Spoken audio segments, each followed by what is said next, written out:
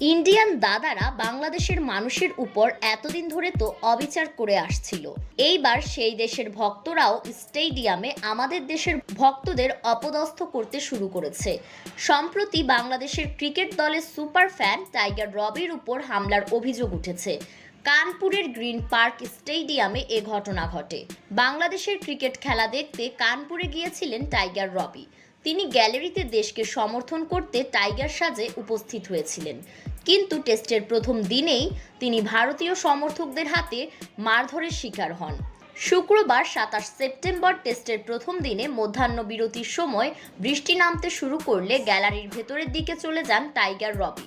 এ সময় স্থানীয় কিছু সমর্থকের সঙ্গে কথা কাটাকাটিতে জড়িয়ে পড়েন বাংলাদেশের এই সমর্থক।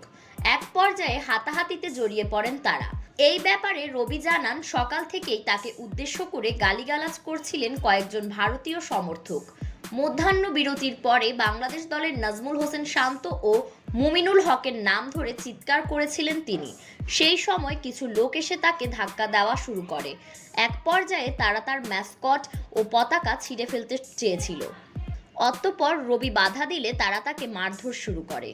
পরে পুলিশের সহযোগিতায় উদ্ধার করে হাসপাতালে পাঠানো হয় রবিকে। আহত অবস্থায় তিনি জানান, পাঁজরের নিচের অংশে আঘাত লেগেছে। হামলার কথা স্থানীয় পুলিশকে জানিয়েছেন তিনি।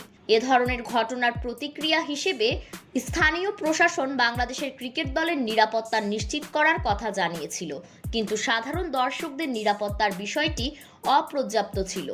এটি প্রথমবার নয়, এর আগেও ২০২৩ ওয়ানডে বিশ্বকাপের সময় পুনেতে শোয়েব আলী ভারতীয় দর্শকদের আক্রোশের শিকার হয়েছিল।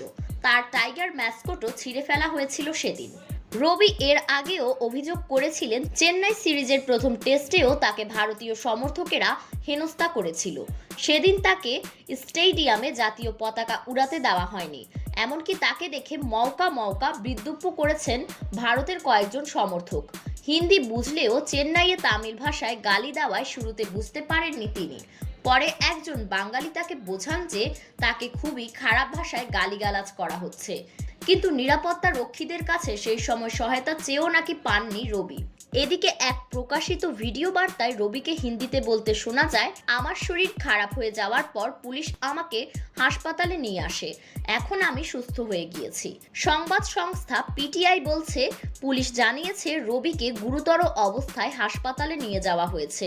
সিসিটিভি ক্যামেরার মাধ্যমে পুরো ঘটনার তদন্ত করা হবে বলেও জানিয়েছেন পুলিশ কর্মকর্তারা, যদিও এই ঘটনা অনেকেই অস্বীকার করেছেন।